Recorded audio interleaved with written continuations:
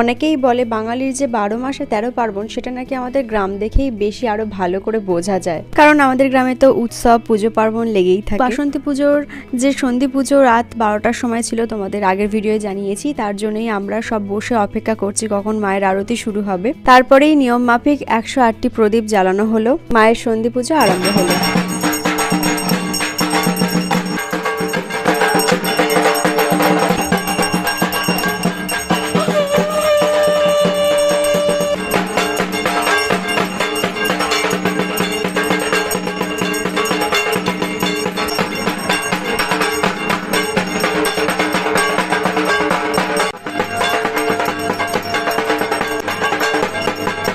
আর এখানে দেখতেই পাচ্ছ ঠাকুর মশাই অন্যকে শান্তি জল দিতে দিতে নিজেই অশান্ত হয়ে যাচ্ছিল, কারণ কারোর মাথায় শান্তি জল পড়ছে তো কারোর মাথায় পড়ছিল না।